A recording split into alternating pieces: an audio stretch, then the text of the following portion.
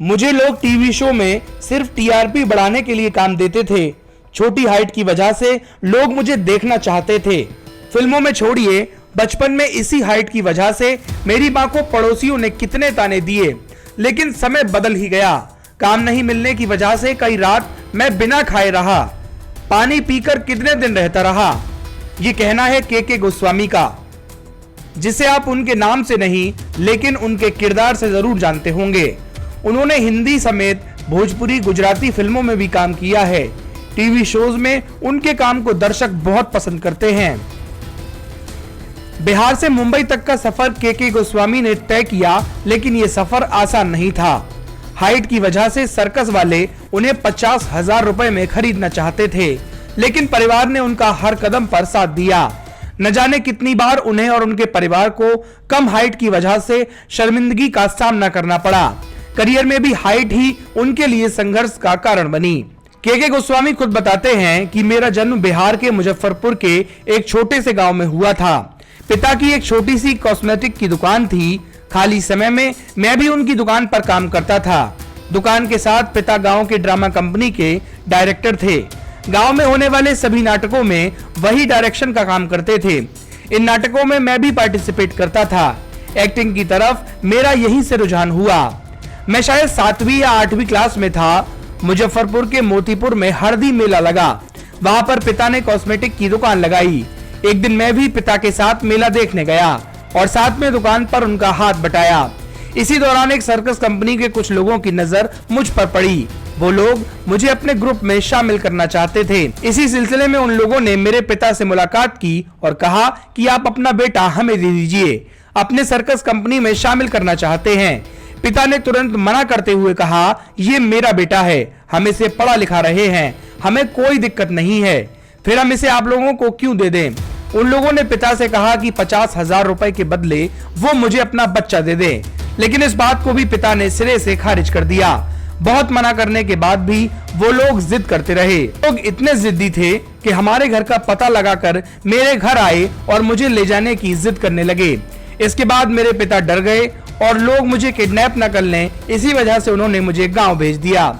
Matric pass करने के बाद जब मैं गांव से निकलकर शहर में बढ़ा, तब मुझे एहसास हुआ कि मैं बाकियों से अलग हूं। पहले खुद में कोई कमी नहीं दिखती थी। बच्चे मुझे देखकर मेरे पीछे भागते, लेकिन इस पर माँ कहती कि जिस इंसान में खूबियां हों, लोग उनके पीछे भागते हैं। मेरी हाइट सिर्फ 3 फीट थी।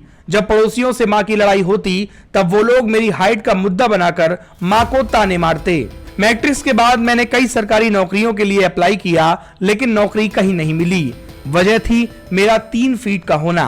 इस वजह से मैंने एक दुकान खोल ली और फोटोग्राफी करने लगा।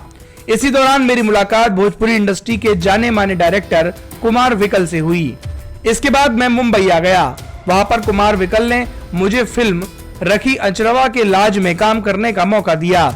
इस फिल्म के हीरो विजय खरे ने मुझे बड़ा सपोर्ट किया। इस फिल्म के बाद मैंने उन्हीं के साथ बतौर स्पॉट बॉय काम भी किया। सेट पर चाय देने से लेकर उनका पूरा लेखा जोखा सब कुछ मैं ही रखता था। कुछ दिनों के बाद मेरे पास कोई काम नहीं रहा, जिसके बाद शुरू हुआ मेरा असली संघर्ष। पैसों की कमी इस कदर थी कि हफ्ते के 3 दिन बिना खाए गुजरते थे। पानी को देखकर उल्टियां आती थी, लेकिन ये सोचकर खुद हौसला बढ़ा लेता था कि आज पानी पी लूं, कल रोटी खा लूंगा। यह सिलसिला लगभग 5 साल चला। एक दिन मेरे एक दोस्त ने कहा कि कितने दिन मैं ऐसे संघर्ष करूंगा।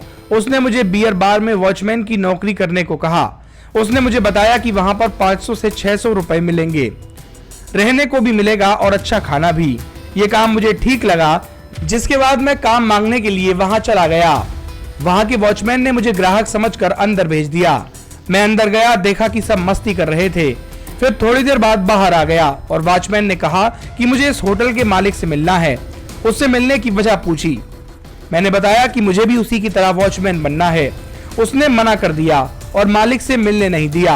मुझे लगा कि वो जानबूझकर कर रहा है, इसीलिए मैं जिद करता रहा। वो मेरी जिद से इतना परेशान हुआ कि उसने डंडे से मारकर मुझे भगाने की कोशिश की। ये बात मुझे बहुत बुरी लगी। तब मैंने फैसला कर लिया कि मैं एक्टर ही बनूंगा, चाहे कुछ हो जाए। इसके बाद के गोस्वामी ने शक्तिमान, जूनियर जी, शाकालाका बूम बूम, कोई है, गुडरगू जैसे शानदार कार्यक्रमों में काम किया। आपको बता दें के गोस्वामी का किरदार आज भी लोग खूब पसंद करते हैं।